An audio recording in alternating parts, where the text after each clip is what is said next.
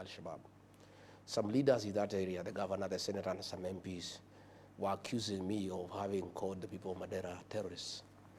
Let me say very clearly, the people of Madeira are very innocent, and they have nothing to do with these accusations. The accusations are against the William Ruto, not the people of Madeira. The fact that the meeting is alleged to have taken place in Madeira does not make the people of Madeira party to any such meeting. And I have seen a concerted effort to try to draw a wedge between me and the people of Madeira and the people of northeastern Kenya. And let me take this opportunity to say that I have tremendous respect for that community. Those are very honorable people. And myself, I do business with people of the Somali community. And indeed, Yvonne, one day if you want to do business, the Somali people are very good people to do business with. Their word is like a banker's check. You don't even require a written agreement. I do business with them. Where I come from in the mountain, we live with the Somali people. In fact, in a place called Nyanyuki, that is Laikipia East constituency, the Kikuyu nation there elected a Somali as member of parliament when they are only 3% of the population. Here in Kamukoji in Nairobi, the Honorable Hassan has been elected by the Mount Kenya people for more than 3 times. We have a very good working relationship with the people of northeastern Kenya, and I don't want leaders who have an issue with me as they try to defend William Ruto to drag in the people of Madeira. Okay. The people of Madeira have nothing to do with this thing. Those are good people. In fact, they have borne the brunt of attacks for many years. And even as we speak today, half of Mandela is occupied by forces from Jubaland, you know? And I would have expected these leaders over the weekend, the governor, the senator, the MPs, who are making a lot of noise about Rigathi, to have defended the people of Mandera from the incursions by forces from Jubaland, instead of castigating Rigathi Gachagua. So I wanted to clarify that the allegations we have made against William Ruto, he's not from Mandera, he's not Somali, he's not Muslim. Let nobody drag in the people of Mandera, the people of northeastern Kenya, from our issues with William Ruto. They should leave us alone with William Ruto to have our own war. Yeah. All right. Waswahili wanajuana na vilemba.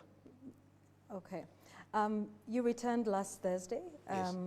Earlier that week, your former party, UDA, and the Kenya Kwanza Alliance, and Raila Odinga's ODM had a joint parliamentary group meeting.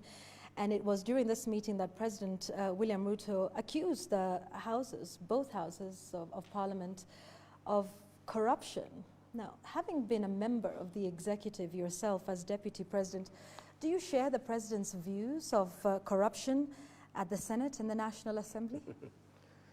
I share his views 100%, but he has no moral authority at all, absolutely none, to talk about corruption in Parliament, because he's the one who has corrupted Parliament, day in, day out. William Ruto pays Parliament for anything that he wants to happen. The finance bill, he paid members of Parliament 200,000 shillings. They passed the finance bill, they were in trouble from the public, and when things backfired, he turned around and threw them under the bus. My own impeachment, the one you are trying to take me through again here, although I underwent that impeachment, I didn't think it was necessary for us to go through it,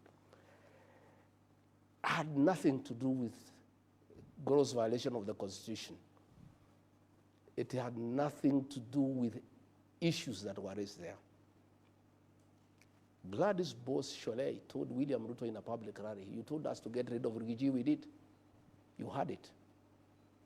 Members of Parliament were paid 500,000. Members of the Senate were paid 10 million shillings each to impeach me by William Ruto. He is the one who has taught Parliament to be corrupt. In fact, there's nothing William Ruto does without paying money to people. He cannot now throw these MPs under the bus. And I told these MPs, I remember telling them, this man, I know him, I've been his deputy. He's an expert in use and dump. And the day you lose favor with the public because of following him blindly, he'll abandon you in high noon. What has happened, Vaughan, because I want to tell these members of Parliament and put them into perspective. To start with, William Ruto was complaining not about people being bribed with 10 million. He seemed agitated that the 10 million bribe that was given did not reach the members. That's what appeared to be disturbing him. He didn't have a problem with the corruption per se. He seemed pained that somebody has paid 10 million, and he was asking the members of parliament, did you receive the money? And they were there saying, no, we did not receive, which means he was confirming that him and members of parliament have a working relationship, and he was trying to find out whether this bribe reached those people. What has happened, Yvonne, is that William Ruto is in every scandal in this country, and I believe we are going to discuss SHA, we are going to discuss all those issues. And he's in trouble internationally. When I was in America, nobody wants to hear about him. You remember there's an organization that gave him the second position in the world as the second corrupt leader in the world. And he's trying to shift focus from himself and throw it to the members of parliament. He's actually throwing them under the bus to the people of Kenya. He's trying to say there's too much corruption so that people can remove the focus from William Ruto and take it to the members of parliament. That is what he's trying to do. And I told these members of parliament, the minute this guy realizes that you are of no use to him and you are expendable, he'll throw you under the bus. Number two, he said he is going to form a multi-agency to deal with corruption. To start with, that is wrong because we have independent institutions to deal with corruption, EACC and the DPP. William Ruto cannot take over investigations because that is interfering with independent offices and is interfering with the constitutional commissions. But let me tell the members of parliament and Senate what is happening. And they'll thank me one day. I know William Ruto like the back of my hand. I stayed with him. This is what is happening. Most of these senators and members of parliament, except from Rift Valley, know that William Ruto is done his one term. And they know if they are in UDA, they will be sent packing. So they have been talking in bars, in social places, saying we are with Ruto to get what we can. Next year, we'll defect. They have been saying we are waiting for the last budget. Once we get our projects, we'll have to align with the people because if we go in UDA, we shall not be elected. William Ruto said he is a consumer of raw intelligence. He monitors all these MPs. You can ask me, I was his deputy. He has a file on each one of them. All this money he was bribing them, he has recordings. Ask me, I was his deputy. There is another senator who went to collect some money from some businessmen from Nakuru. I've even seen the video. You know, he has all these recordings for all these bribes, for all these things the MPs have been doing. William Ruto is a smart man. He knew one day these guys can shortchange him and they can abandon him. So he knows that next year there will be mass exodus. So this multi-agency team he has formed is to collect evidence and create files on all leaders in Kenya. And he'll call them one by one. I hear you want to leave UDA and go to DCP and go to Wiper. This is your file. Try. Next week you are in court. Same for governors, same for everybody. Why would William Ruto want to take over investigations? He said when he formed the government that he'll make sure the National Police Service is independent. He'll give it money. He'll make sure judiciary is independent. He'll make sure the DPP is independent. Today he is saying he wants to form a multi-agency team under the office of the president to deal with corruption. I can tell you, and I want to tell these members of parliament, you will have to stick with William Ruto to the end.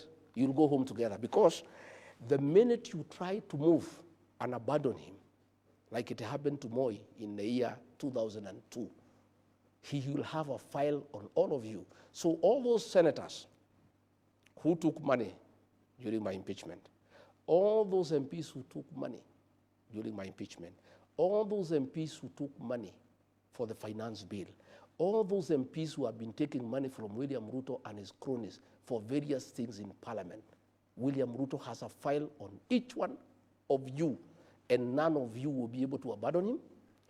For the money that you took, you have to stick with William Ruto up to the ballot. And you try, and you tell me, you have seen already, The EACC, after William Ruto spoke, that is a script. You can see how good it is. The minute he spoke, the EACC said William Ruto has done that. That's done well. He says we are 4 governors now at the radar. And you see the governors at the radar. Kimani Wamatangi, because he doesn't agree with the Kimani Ichung'wah in Kiambu. So they are using that file to coerce him politically. You know? And what will happen now, this multi-agency team, it has been outlawed by the court, but he's still for it. They are going to create files to enable William Ruto to deal with people like ourselves, who don't agree with him, and to hold all those leaders who are with him, who may want to abandon him and go to another political party. All right. So you are saying that both houses of parliament are not independent? No, they are not independent. Okay. You saw, Yvonne, let me cut you short. You saw an MP speak in parliament. Said, Mr. President, you told us to pass the finance bill, we passed for you. You told us you want SHA, we were here until 10 p.m. You told us to do this, we were there. All those things, they don't do it on behalf of the people of Kenya. They do it for William Ruto, and he pays them for it.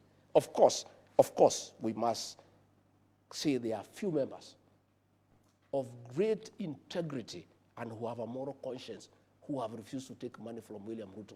And they are all his enemies. He is harassing them using KRA, he is harassing them using DCI, and I know using this multi-agency team. All those members who refuse to take money from him are going to be on his radar. All right. Kenya Kwanza stood out for its thirst to control the Houses of Parliament. Yes. And I want to speak to you now as the person who held the position of Deputy President at the time. Didn't you, as the executive, and by you I mean yourself at the time as Deputy President, President William Ruto, as the President, and the entire executive, did you not decide who should be Speaker of the National Assembly? Was that not part of the agreement? No, we did. It was in the shareholding agreement. Okay. Did you decide who should be Speaker of the Senate? Yes, it was in the shareholding agreement. Did you decide who should be Majority Leader for both houses? It was decided after the election. Did you also decide who should chair each of the committees? Yes, it was. In both houses? It was. Didn't you also cause members of the party and the alliance at that moment to attend meetings at State House, to give them instructions on your agenda, what to vote for, how to vote? Yes, we did. And so the grand total of this was what? Control of the legislature by the executive? It was so why? The intention. What was the intention? The intention was to push the government's legislative agenda. Okay, so this was a push that came from the executive. Yes. Are you then now surprised that members of National Assembly and the Senate are speaking the language of the executive when you yourself are a part of the executive making these decisions, where the member of the Speaker of the Senate, the Speaker of the National Assembly, all came from the party that you rode on to power? I think it was a very good. If you are saying today that we don't have independent Houses of Parliament, aren't you then responsible for that, because this was your doing with President William Ruto? Yvonne, that's a very good observation. The intention was very noble. When we formed government, we had a manifesto, a great manifesto, bottom-up economic transformation agenda, creating good business environment, lifting people from the bottom of the pyramid. We wanted a majority in parliament to help us push that agenda. Okay? Where I differed with William Ruto is when we abandoned our agenda, our manifesto, and he started pursuing personal agenda.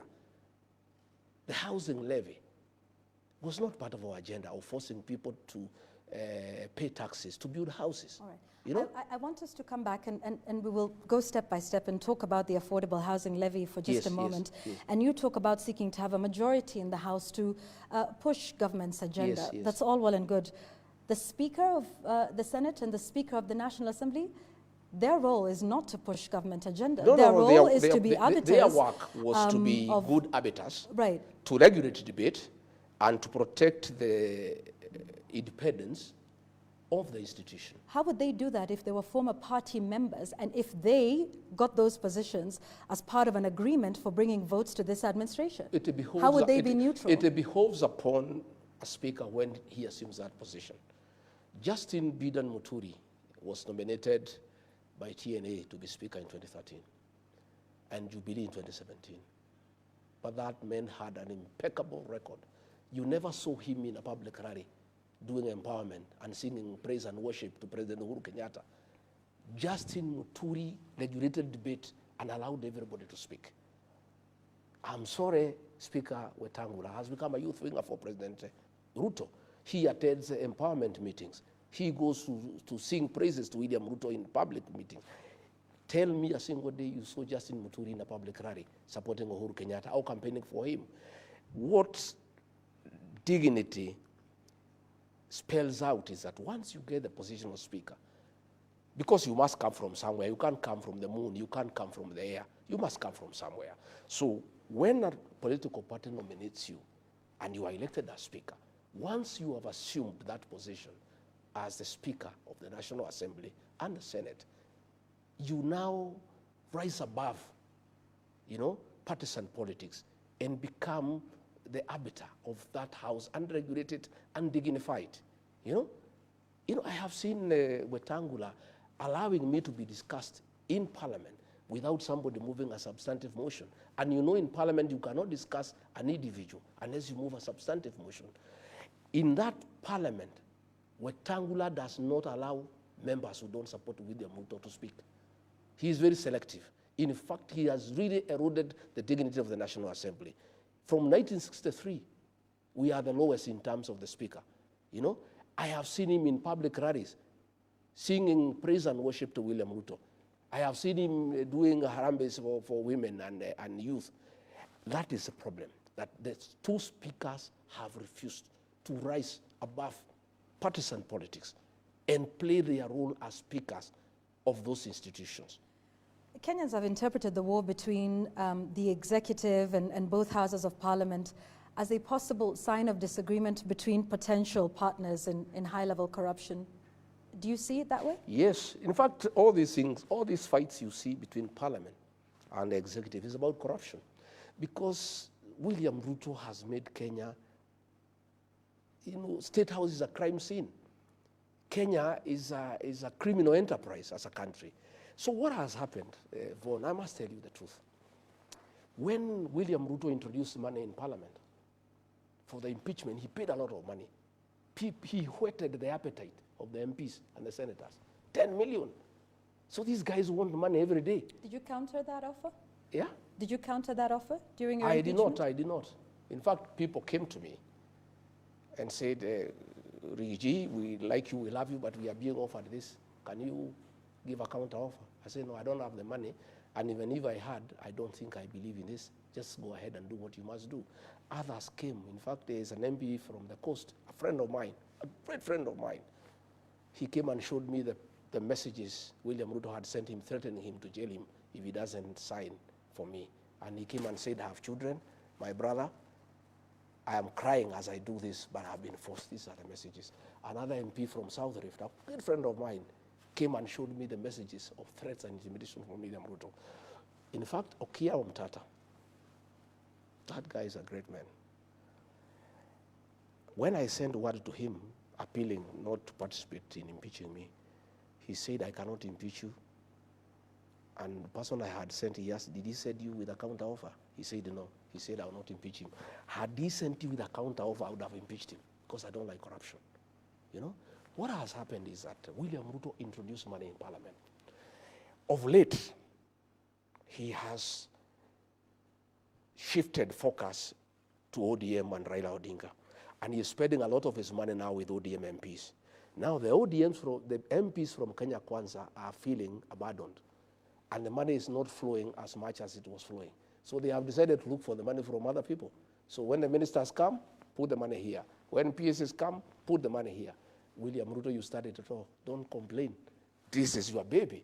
You are the one who introduced high-level corruption in the National Assembly and in the Senate.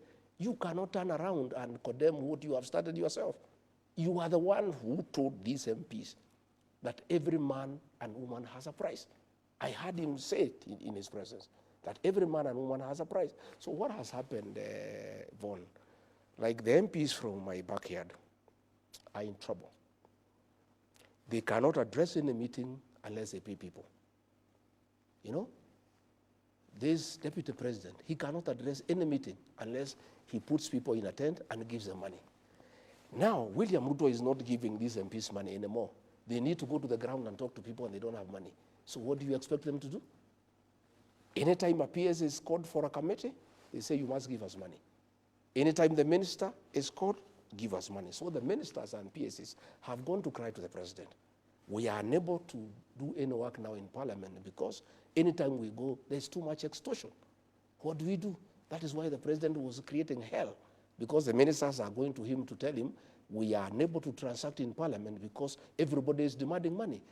But he is the one who started it. He is the one who introduced money as the method of transaction in the National Assembly and the Senate. Do you think high-level corruption is an issue in the country? It's a big issue. It's actually our biggest issue. In fact, when you took break, people are sending me messages asking, what is this Yvonne is asking you? Ask her, we want to discuss about corruption. Because this is what is ailing our country. And I can tell you, Yvonne, State House has become a crime scene. Last 2 weeks ago, 15,000 young people were there. They were each given 2,000 as a bribe so that they can say 2 term. Corruption is being practiced in the highest office in the land in broad daylight. The deputy president is carrying money with sacks, bribing women, bribing young people to say 2 term. And then the president is here pretending that he can fight corruption. Where does he start? When he was talking in that meeting, you know, after the meeting, he gave those MPs each 100,000. After complaining that they're asking for money for, and he doesn't want corruption, why was he giving them 100,000? Those MPs have salaries. Why was he giving him money? So what I'm saying is, and Yvonne, when we get to the right discussion, we must discuss where we are as a country. It's because against the advice of Uhuru Kenyatta and many people that we are going to elect William Ruto and he's a corrupt man, and we'll cry. We are crying. And I myself take blame because I ignored it. I thought it's propaganda. And corruption has become a way of life.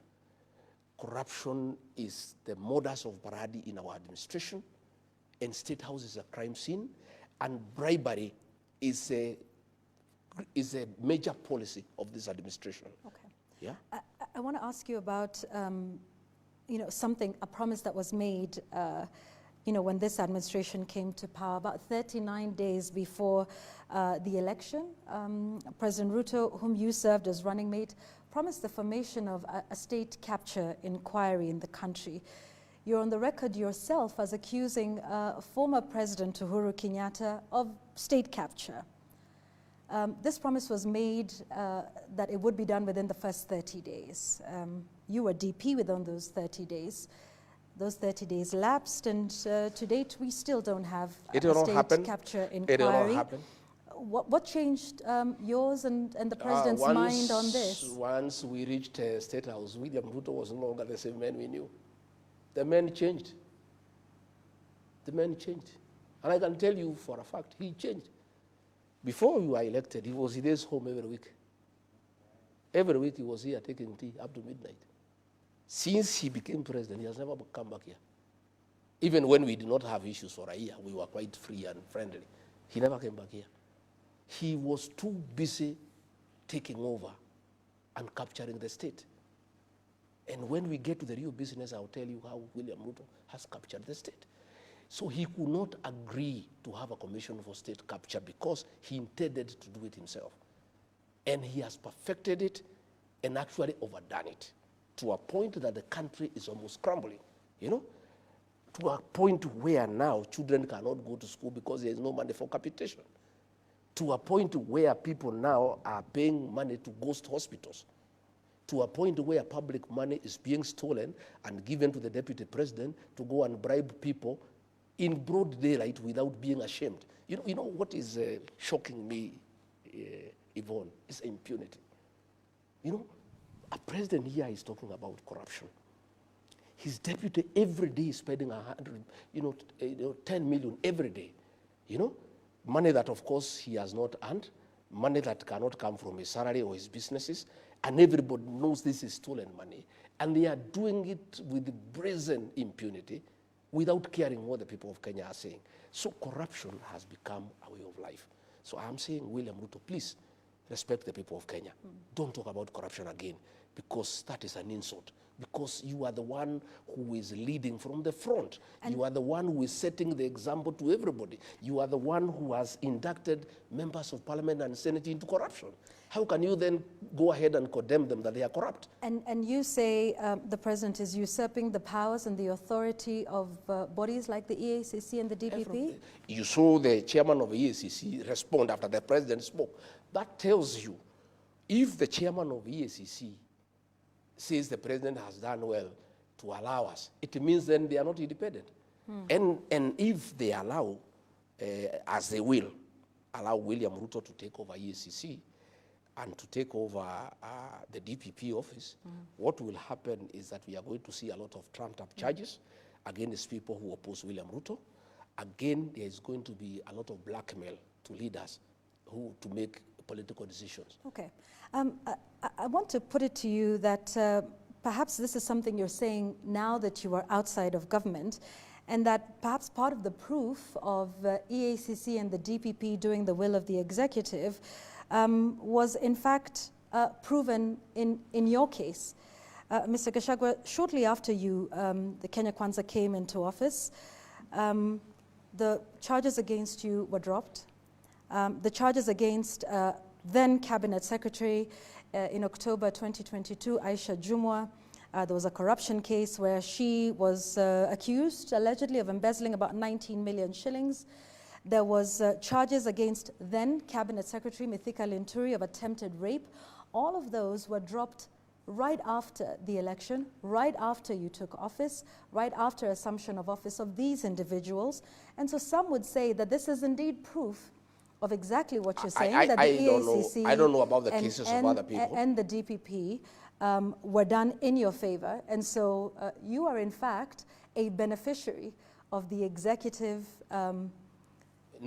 usurping the authorities of these independent constitutional bodies. Not true. So are you saying this now because you are out of government and not a beneficiary? In my case, not true, because what happened is that the fourth administration was doing what William Ruto is doing. Okay? It was using the criminal justice system to punish those who are opposed to it. The fourth administration was unhappy that I was supporting William Ruto. Yeah?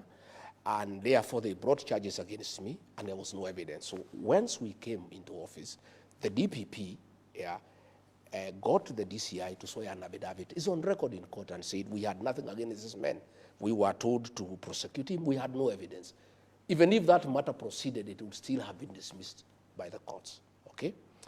What pains me, Yvonne, and I feel very sad, is at that time when we were being persecuted by the fourth administration, William Ruto saw that in his administration, never again will he allow the use of the criminal justice system to punish those opposed to him. Yeah? He gave that undertaking that he'll never allow. And politics will be done the conventional way, through persuasion and consensus and concurrence. The minute he became president, I don't know what happens to that state house. Somebody is elected, he's a good man. When he reaches there, you know, sometimes I even get very worried of being elected president. Somebody who was a reasonable person, somebody who was saying great things, somebody who was sensible, somebody who was for the rule of law, he becomes president and becomes a monster. William Ruto gave us an undertaking, in private and in public, that under his watch, in his leadership, he will never allow the use of the criminal justice system to pursue politics. That's exactly what he's doing, you know? And that's what I'm saying is, I don't believe he is the same person. You know, sometimes I think he's a double, you know? Because this man used to sit with me here with Pastor Dorcas, and we pray together. And the things he said he cannot do Kwanza, he said in an interview, I will never allow anybody to punish my deputy. I will never allow anybody to lack respect for him. I will never allow anybody to do to my deputy what Uhuru Kenyatta has done to me. He not only did the same, but he went ahead to do what Uhuru Kenyatta never did to him, to pay people to throw him out of office. And this is the same man. So sometimes, I don't know whether he's the same person. Sometimes I get lost. Why do you think, so you're saying the president punished you? I'm saying what he had said he would never do. He not only did it, but went ahead to throw me out of office. Why do you think he did that? Because I could not agree to many things that he was doing. He had wanted a Mr. Yesa. He had wanted somebody to agree to corruption, somebody who can agree to killings of young people. I told him off. I told him no. And I said I cannot agree. All right, let's speak about some of the things that are in the country right now, Yes. and that you seemed to agree with. The Social Health Authority, SHA, something you were a big supporter of, then, now appears to be suffering a series of scandals. At least the Ministry of Health is defending itself, is defending its record, saying there is no fraud at the Social Health Authority. You sat there when this was being mooted. What was the proposal? And do you think, in hindsight, that initially I supported. Yeah. What was the idea that you supported? We had committed. Yeah. We had committed in our manifesto to improve on NHIF and actually make it available to every Kenyan.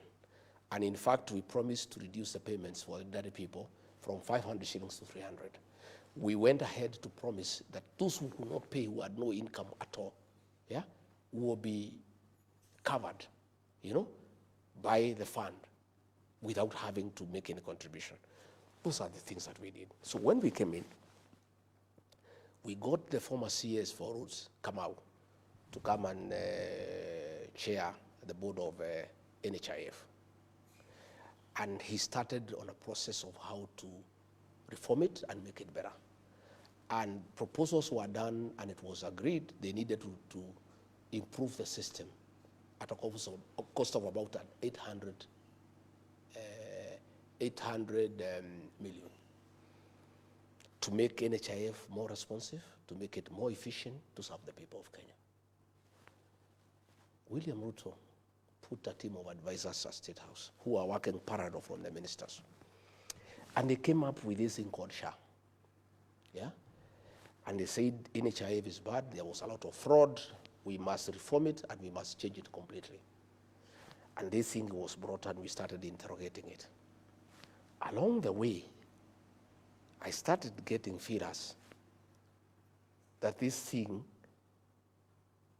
was a scheme to rip off the people of Kenya. Yeah? And they proposed that we create a new system that will cost 104 billion Kenya shillings. And I asked William Ruto, my brother, if the board of NHIF is saying they can reform this system at 800 million, why do we need a new system costing about 104 billion? He said, no, we will do it this way. This thing was forced. That's why you had an MP say, we pass SHA for you. This thing was pushed by William Ruto. This 104 billion, Yvonne, is pure theft of public funds. It's the biggest rip-off in the history of the independent Kenya.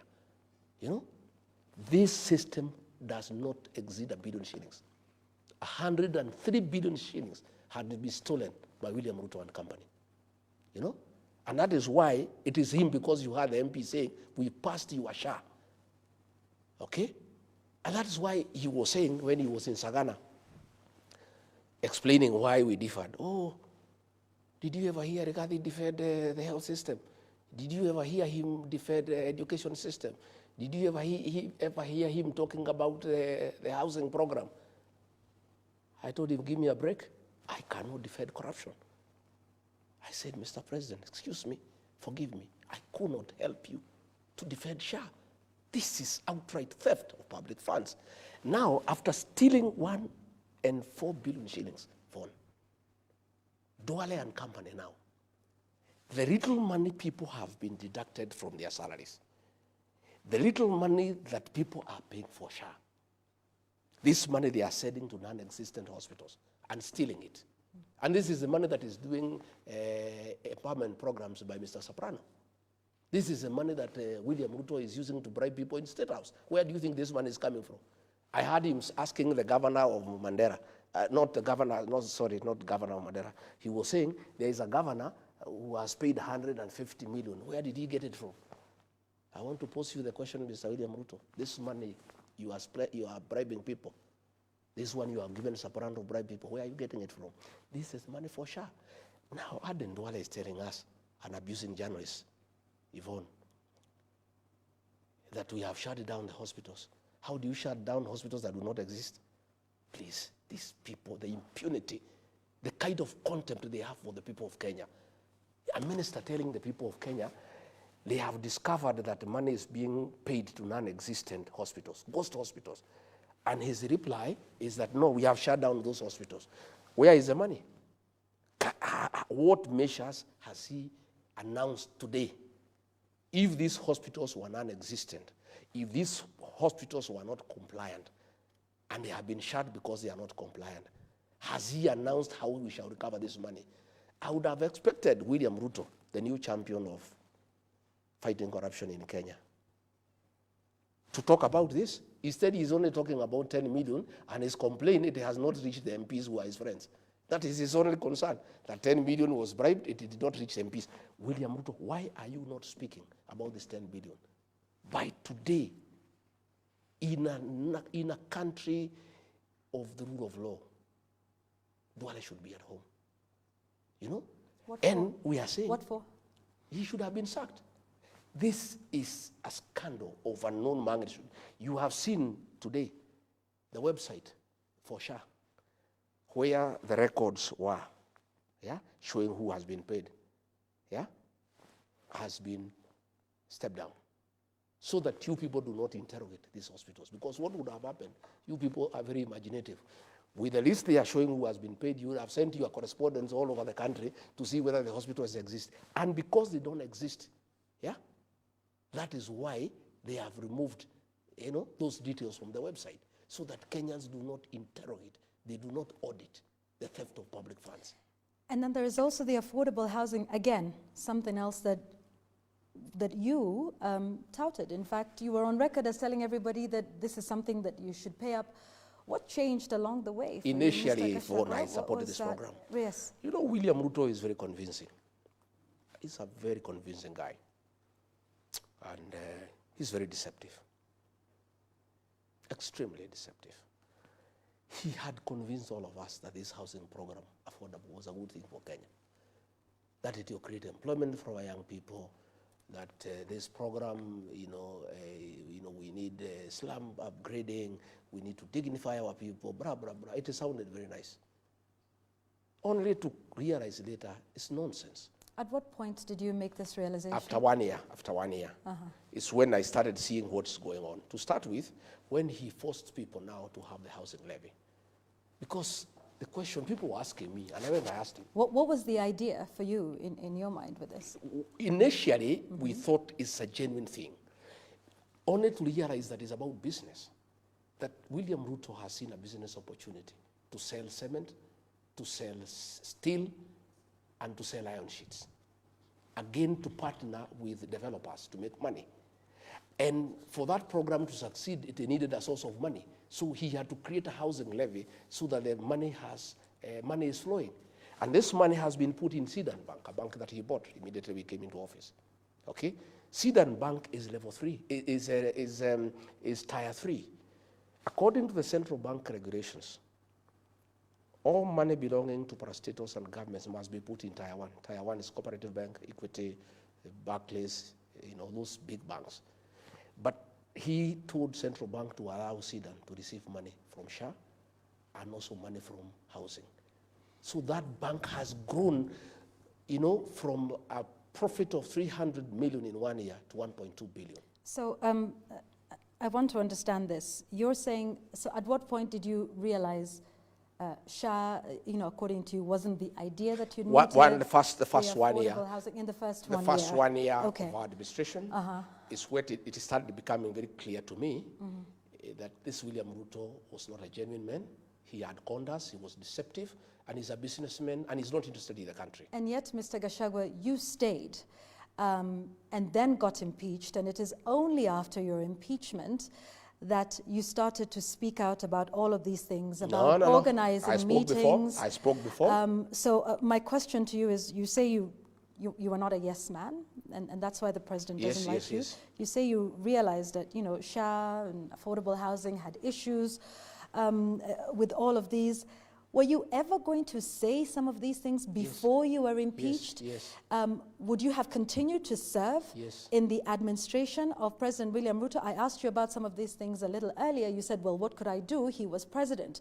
You could have resigned, Mr. Gachagua, if you have such grave issues. I couldn't have resigned. Why not? The framers of the 2010 Constitution were very wise. Why did they want a president and a deputy elected? So that they can check each other. That's what I was doing. I was checking from inside until a point he couldn't stand it, and he decided to get rid of me. What happened? Mr. Gachagua, you were not very successful with checking him. No, I was. Let me tell you. Let me now. Well, tell us. That's why. That's why. I went to cabinet and opposed the finance bill of 2024. I did. 2023. 2024. Okay. I said no, and it was put on record. And he was mad with me. And I went in public meetings asking the MPs to listen to the ground. It was a way of checking. Because when you are deputy president and there's a finance bill, and when people ask me, what do you think about this finance bill? I say, listen to the ground. The people did not want it. I told the MPs, listen to the ground. And the president was mad with me.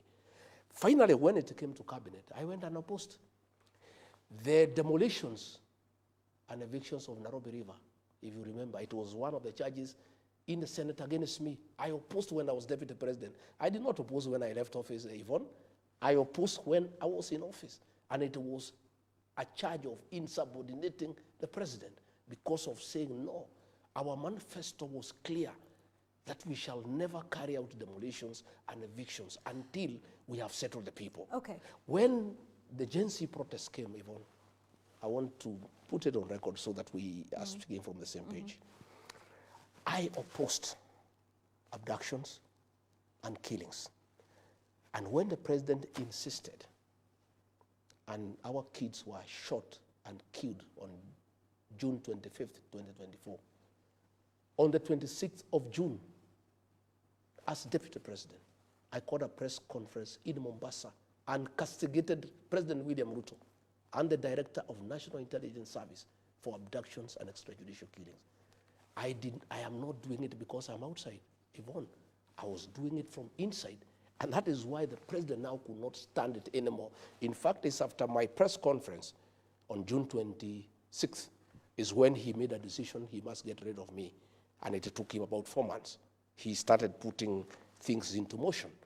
And I told the president, I think it was on June 22nd, when I saw the operation order, what had been planned, the killings, the abductions, I went and I said, Mr. President, I am a parent, you are a parent. I have 2 young boys, you have young children. How can we kill these people simply because they are saying the finance bill is not acceptable? Why can't we listen to them?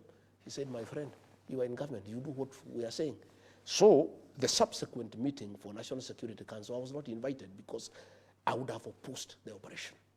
So when it happened, on June 25th, the president called a press conference at night. He did not invite me, and he said this was treasonous, these are criminals, they'll pay for it. I was mad because I knew these children were innocent, and they were simply clamoring for their rights and the rights of the people of Kenya. And what happened, Yvonne, is that nature abhors vacuum. The minute the president captured parliament, the minute he compromised Raila Odinga, there was nobody else to speak for the people of Kenya. And since nature abhors vacuum, the Gen Z just came up, because that's the way nature operates, and they started speaking for the people of Kenya. So I made a decision. I flew to Mombasa. I called a press conference, and that marked the end of the relation between me and President William Ruto. We never spoke again. We just pretend we are speaking, but we never met one-to-one. We never spoke on telephone. We were speaking on messages until the day I left office. So you cannot say, Yvonne, that I spoke because I left. I started speaking. For 1 year, I was speaking from inside. And that's why he was accusing me. You know, he was telling me to defend Adani. I told him I will not. He says, go to the TV stations and defend the university model. I said, I will not, because the thing is not good. You know, I was in a funeral in Kitale, and the senator for Kisii, Richard Oyonka, really attacked the government because of Adani. And I spoke last. I did not say anything. I talked about other things. I left. And the president's PA called me all manner of names. Wewe ni mujinga sana, you are very stupid. You are deputy president, you spoke last. Somebody has attacked the government and you cannot defend. What kind of a deputy are you? I said, my friend, tell the president to call me and tell him I cannot defend corruption. Adani is corruption, I will not defend. Then he said, utatuona. The rest is history. Yvonne, I am a credible man, I'm a man of honor. And I was prepared to face the consequences of standing with what is right and what is true.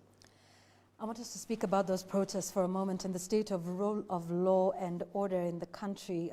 Since those protests, there have been the abductions, there have been the killings, and there's also now an attempt at charging some of those who are involved in the protests using terror charges in the terror charge sheet.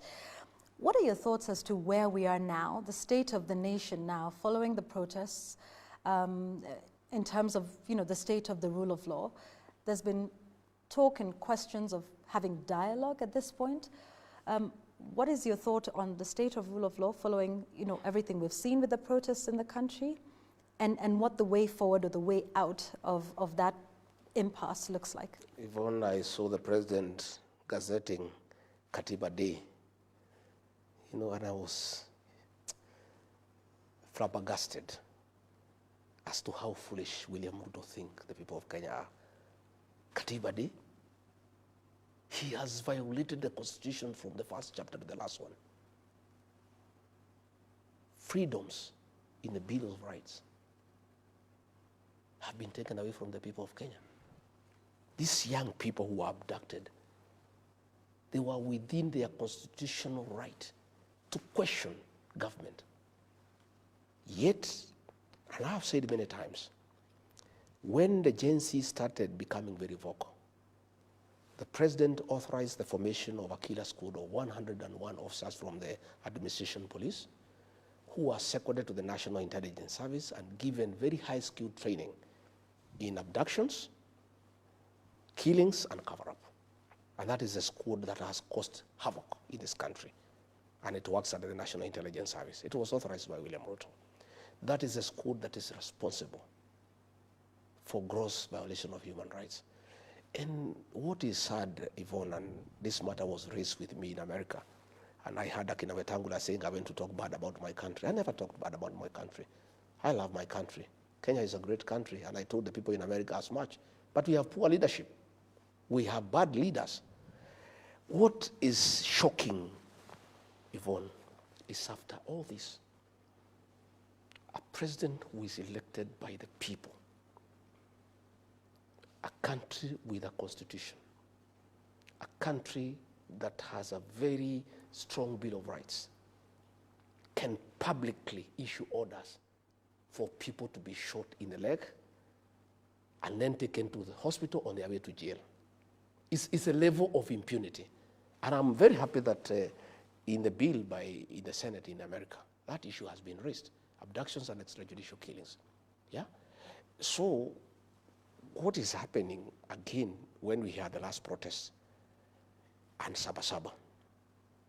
The state took over the protest and sent criminal goons to beat people, burn and torch property, and stage manage attack of police stations and courts. It was done by police.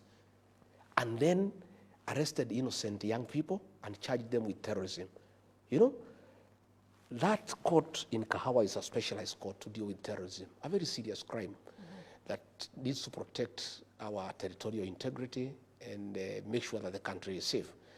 But to make sure that these young people are intimidated and they have no voice and they will never again hold the government to account, they are charged with the terrorism.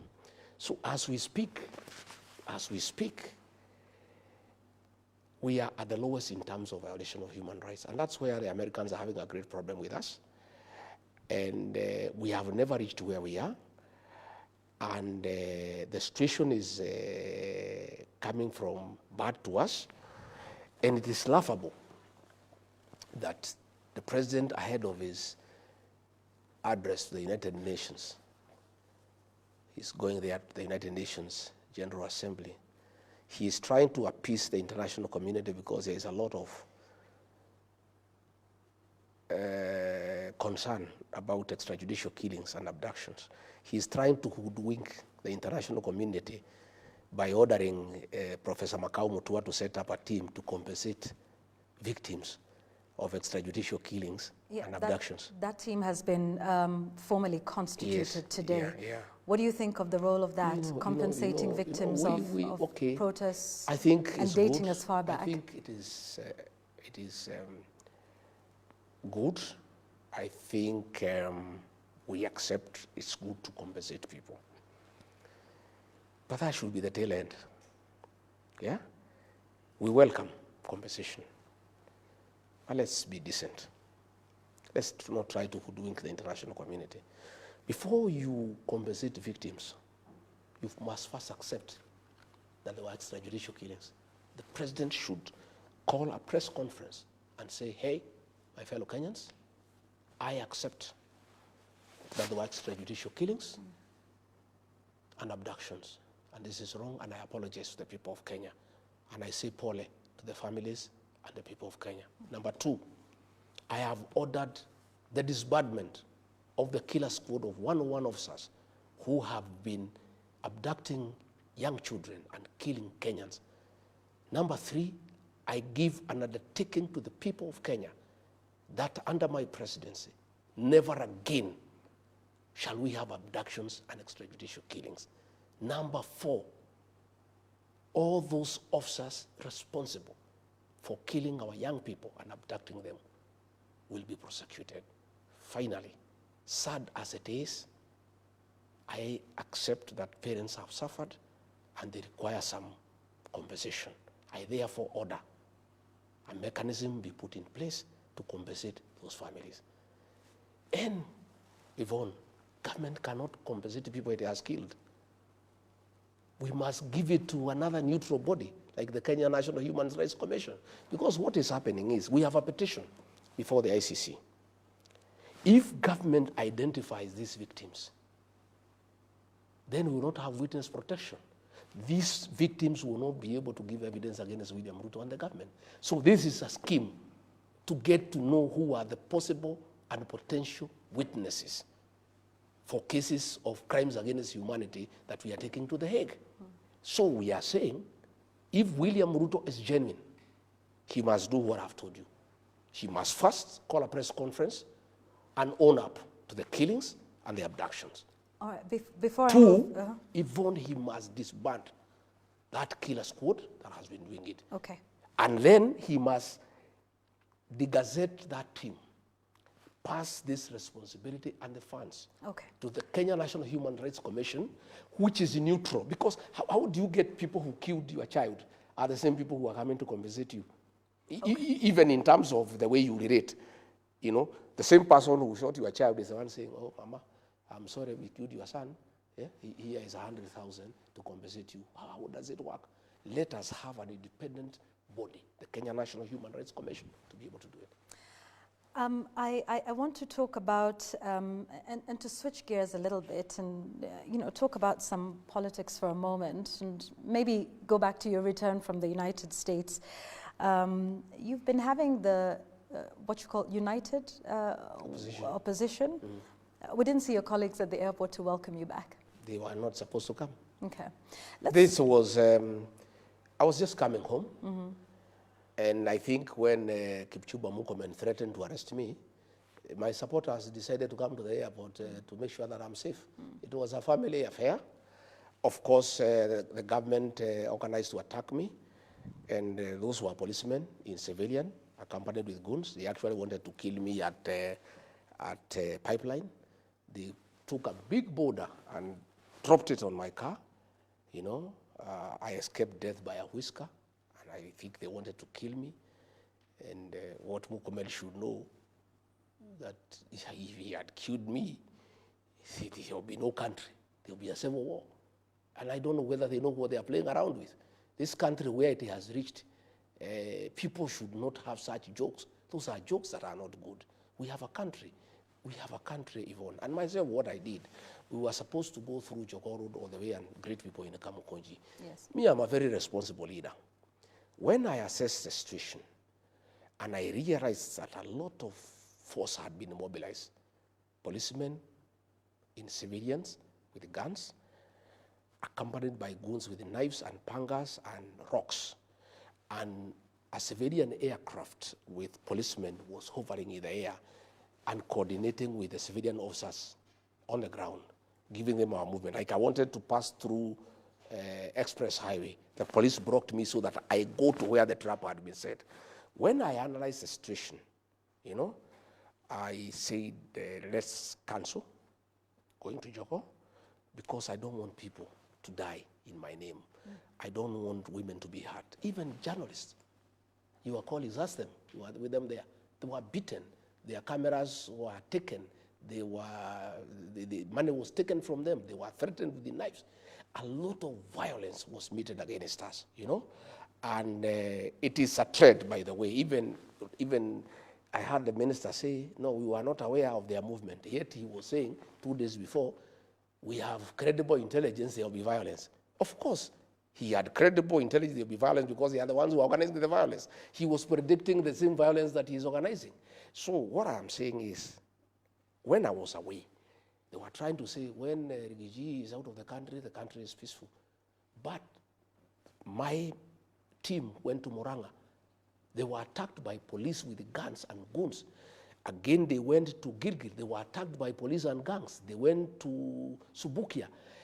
The violence that we have seen against DCP and myself is being carried out by the state. And I must say today, because it's important, I cannot report William Ruto to the police because they are under him. I cannot report the police to themselves. I cannot report Murkomen to the DCI because he is under him. So in the situation that I face with my members, I can only report them to the people of Kenya.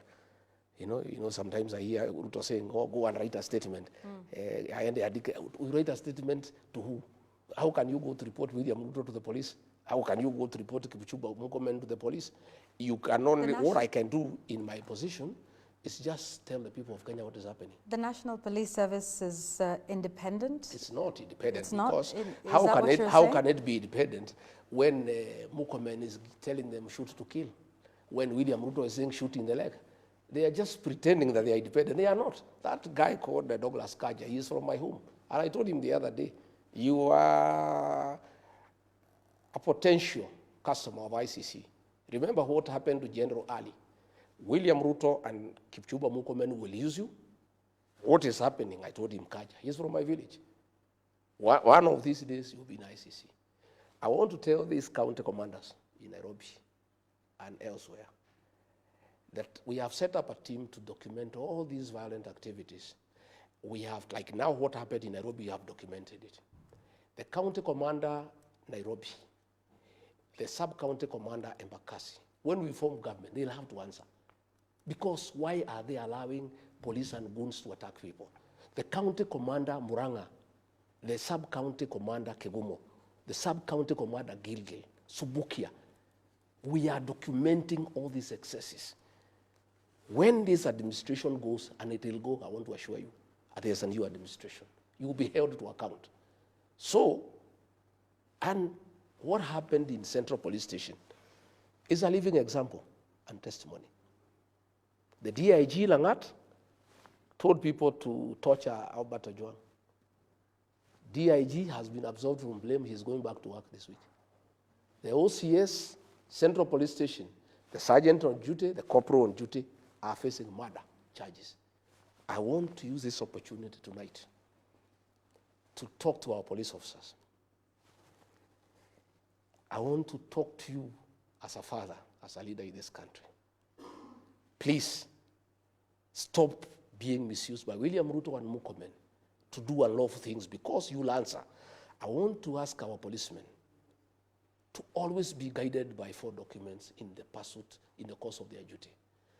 The Constitution of Kenya 2010, the Penal Code, Chapter 6.3, the Criminal Procedure Code, Cap 7.5, and the Evidence Act, Cap 8.0. With those 4 documents, you can hold your ground. And even if your senior tells you to do something that is not covered by those 4 documents, you can stand your ground. Okay. But I want to say, if the government has decided to stop the one-term movement, they want to assassinate Rigathi Gachagua by using police in civilians and then blame it on goons, because I can see the pattern. What they have done, Yvonne, if you allow me, I've been attacked now 7 times. In November 2024, I was attacked by goons covered by police in Limuru. Up to today, nobody has ever been arrested. On 28th December, I was attacked by a police officer in Shamata. Nobody has ever been arrested. On 6th April, I was attacked by goons and police in the Mweki, inside a PCA church. Nobody has ever been arrested. You know? Another day, I was attacked somewhere else. Now, I was attacked at the airport. What I can see, I was analyzing here with security experts yesterday, is that the government want to set up a trend where that Rigathi Gachagua is always attacked by goons, so that one day, police in civilian can shoot him dead, and then say the goons, and then order an investigation to arrest the goons when he is dead. What I want to tell them is, and I want to be very cautious, I want to say, it's important I say, because I have seen the trend of what is happening. I want to tell William Ruto and Kipchumba Murkomen, please, don't ban this country. This is our country, we have no other. Okay. Let us be careful. Don't do stupid things. Okay. Yeah? Thinking that you are stopping the one-term movement, yeah? And create some war in this country. Please All right. don't. We will also talk about that one-term movement in a moment. But, you know, there was something you said a little earlier, that when we form government, you were giving a message to the police.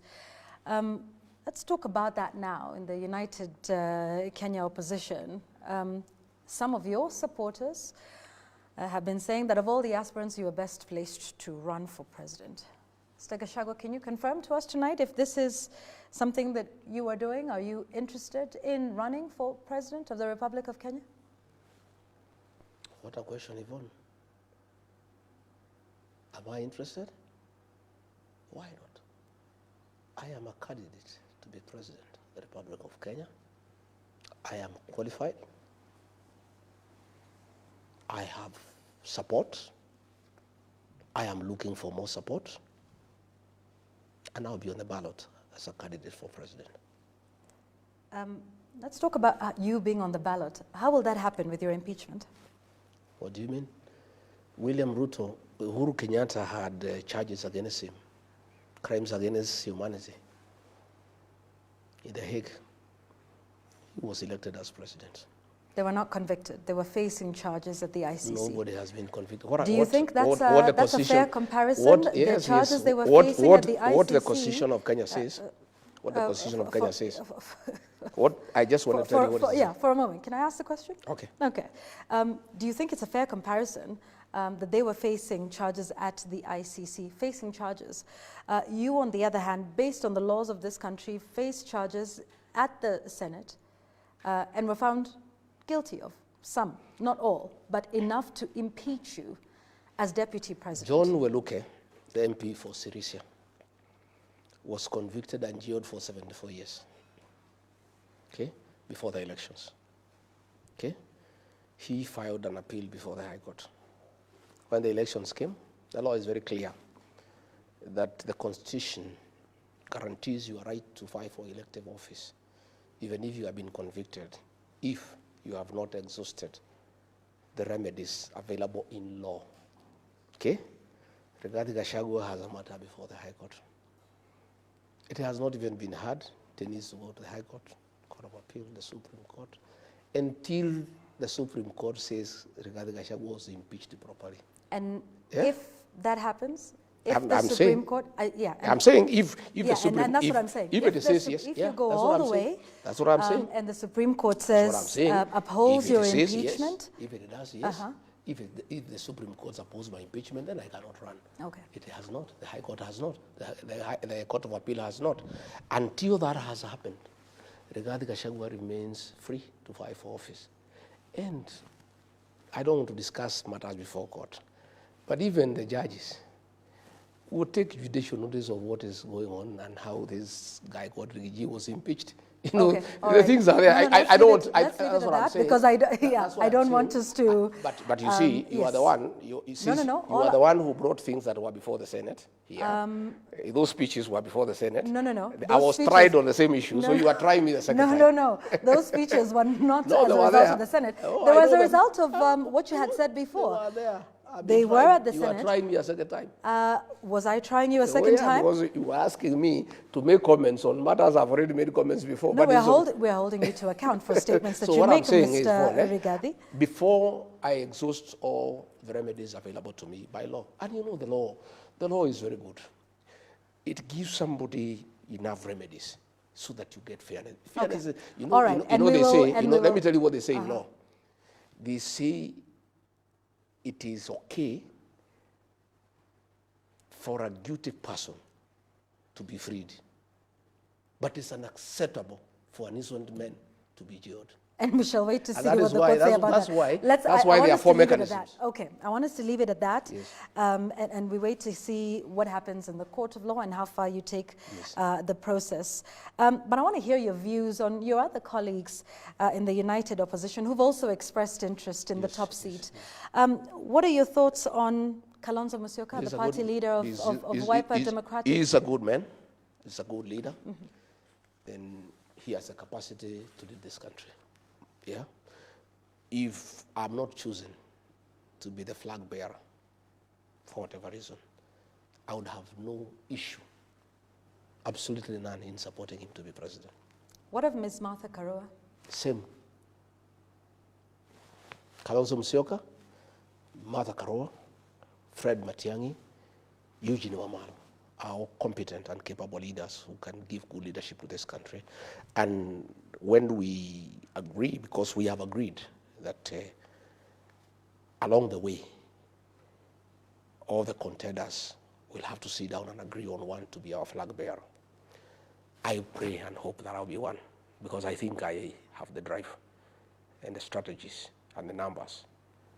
And knowing William Ruto, because I know him well, I think I'm the guy who is best suited to take this guy home.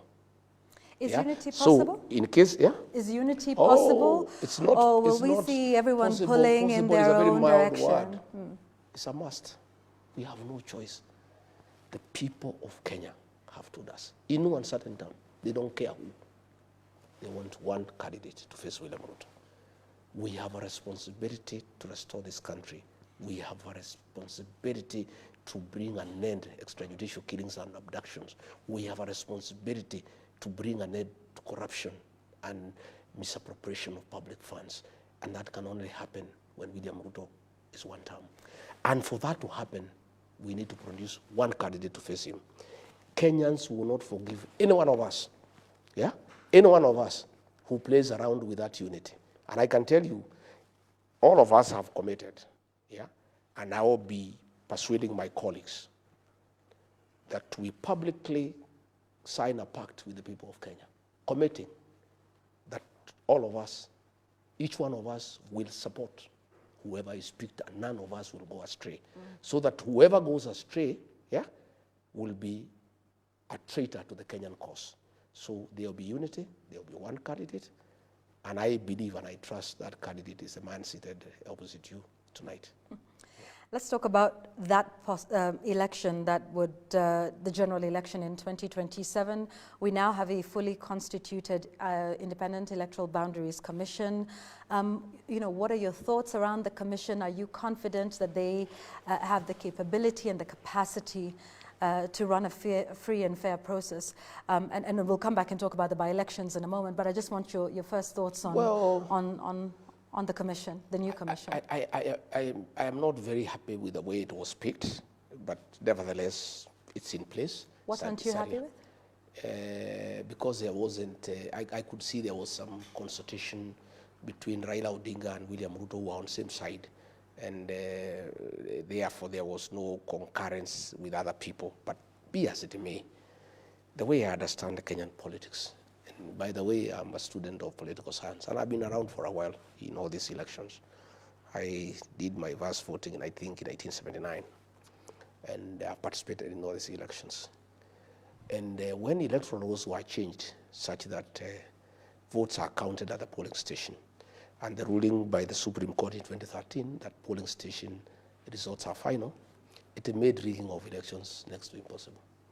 I want to assure the people of Kenya that nobody can steal our elections. And all we ask the IBC commissioners is to fast track and hasten voter registration and do good preparation for the general election and make sure that they make all the materials available and they put all the logistics that are required into place. And that is their role. The rest they leave it to Kenyans. Kenyans will wake up early and they will make a decisive decision. And I don't think anybody will interfere with the will of the people. All right. Before the general election, there are some by-elections that are coming up. Is DCP planning to field candidates? Yeah. DCP is a national party and will participate in our elections, including Banisa in Mandera. Yeah. All that talk you saw in Mandera was trying to discredit me and DCP in Banisa because our candidate, Adan Mohammed, is a leading candidate. And the people of Banisa want to elect a DCP candidate because they want somebody who can speak for them. Because UDA people are praise and worship choir members of William Ruto. And we have a candidate in Mbeere North. We'll have a candidate in Magarini. We'll have a candidate in Malava. We have several wards across the country. We have a constituency in Ubuja, in Siaya. We are going to have candidates in all those elections, and we are going to put up a hard fight. Yeah. President Ruto has pushed back on your campaign, your one-term campaign, saying your only interest is to remove him from office and that you're not offering an alternative. Of course, he's on record as saying, okay, so one term, then what? Do you think he raises a valid point about you actually offering an alternative beyond the slogan, one term? Vaughn, did you expect William Ruto to give us a hug for wanting to remove him from office? Of course, he can't give us a hug. He knows one term is lethal. And he's complaining about slogan gearing. He's calling it slogans. Mm-hmm. His people are trying slogans of 2 term. What we are saying is, Yvonne, if you go to hospital and you are feeling unwell, the doctor must do some diagnosis and decide what is the problem. And if they find you have a bacterial infection, and that bacteria has caused so many other problems, the doctor first fights with the bacteria so that you can deal with the other resultant issues. What we are saying, and we are very clear in our mind, is that where we are as a country, for abductions and extrajudicial killings to come to an end, William Ruto must leave office. For us to stop corruption and theft of public resources, William Ruto must leave office. We are saying for us to restore our economy and create a good environment for business, William Ruto must go home. We are saying for us to bring an end to state capture, William Ruto should not be in office. For us to restore the health system and do away with this shared nonsense, he must be out of office. We are saying for us to restore our education system, bring back free primary education, make sure there is capitation, William Ruto must leave office. That is where the one-term thing comes from. That before we can even make the changes that we desire, the first thing is for him to exit. And that is why he's complaining and asking us for an alternative. We have very many alternatives. We have a very good program for healthcare that we need to reform the NHIF the way it was and make sure that people have healthcare. We have a very good program to encourage agriculture, including in northern Kenya, in terms of irrigation. Yeah, we've got a very, very good program on how to create a conducive business environment for people to trade. We have got very good ideas on how to deal with the public debt. We have all those very good ideas, and they'll be coming up in our manifesto. But we are saying for all those things to happen, yeah, Ruto must leave the scene, and it is not our business to make him happy. By the way, we are not in the business of making him comfortable. We shouldn't do what he wants. Why does he want to set the agenda for us? And he is asking us to give us our plan. We are not going to give him. Yeah, and by the way, we had a good plan. We just need to improve it. If the plan we had, the one he had given us, was implemented, we will be in a good place. There are very many good plans, but they require implementation. But it's not for him to set agenda for us. It's not him to tell us what is our plan. It is not him to tell us what is our agenda. He has his agenda of stealing public funds. He has agenda of abducting children and killing them. Let him continue with what he's doing, as we have our own plan, and we'll implement it at the right time. But for us to achieve all those things, we must mobilize the people of Kenya to send him home. Mr. Gachagua, as we wind up our conversation here, what do you say to Kenyans, some on social media even tonight, who in response to this interview that we've had, say that you are merely a bitter person whose only interest is to exercise revenge from a man who you say has punished you, that everything you're doing, including the movement that you've just spoken about, is not necessarily about the country, but it's about you getting your pound of flesh against your impeachment, against the president with whom you have now fallen out with, that this is just about revenge between two men. Wow. And is not the interests of the country and Kenyans at heart? I don't think stopping abductions is revenge. I think it's the right thing. I don't think saying there should be no extrajudicial killings is revenge. I think it's humanity. I don't think stopping corruption is revenge. I think it's morality. I don't think stopping capturing of independent institutions is revenge. I think it's good governance. I am not interested in any revenge. I am interested in good governance. I'm interested in having a country that is working. I'm interested in having a happy population. I'm interested in having people going to hospital and getting drugs. I'm interested in having a country where children can access education. I don't think those things are anything to do with revenge. All I am saying is that for us that to happen, this man needs to exit. It's not revenge, it's necessity. It's necessity.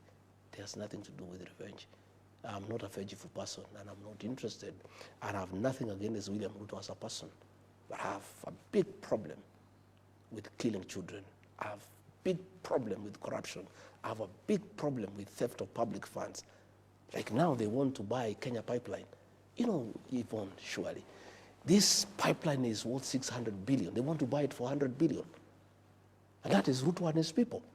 You know? I mean, these are things that we cannot accept. How do you call that revenge? We are simply patriots, people who must stand up for the people of Kenya. Here in Rongai, Yvonne, the community gave 158 acres of land to the PCA church many years back to hold in trust for community, for public amenities. The PCA church have been doing it. William Ruto has gone there and without any public participation, without talking to the church, hived 40 acres to put up 2,000 units of affordable housing. And it's not even affordable housing, they are commercial houses by private developers. We cannot accept that. His own family, they have gone there. They want to put up a private stadium, one of his sons. We cannot accept that. How do you call that revenge? I am simply a courageous leader who is standing up for the people of Kenya. And not many people are courageous. Let me tell you, Yvonne, what I have undergone myself, the humiliation, the persecution, the brutal attacks by police and goons. Not many people can stand it. You know, I'm a man of a kind, but I've decided to do it for my country. And not for my community, for my country. Because somebody must do it. Somebody must stand out and say, no, this is not acceptable, you know? And since now, Raila was compromised, Parliament has been captured, Senate has been captured, some character somewhere must stand up and say, no, we must stand up for the people of Kenya. That is what I'm doing. A closing statement from you, Mr. Gachagua? Yeah? Your closing thoughts? I want to say, I have seen our sugar factories in Western Kenya, Nzoia, Mumias, Chemil. They have all been leased. People have been rendered redundancy, and the sugar industry has collapsed. Bomas of Kenya has been leased to some Asians, you know, and Bomas of Kenya is a cultural heritage. Now we are giving it to Asians to run our own culture, you know. Everything is being leased, and when you ask William Ruto, he is saying, because of mismanagement, we must lease everything to people who can manage them properly for a profit. What I want to ask my brother William Ruto, if the solution to mismanagement is leasing, since you have mismanaged Kenya, please advertise for the leasing of Kenya for the next 2 years. We get some people to lease Kenya because you are saying that is a solution.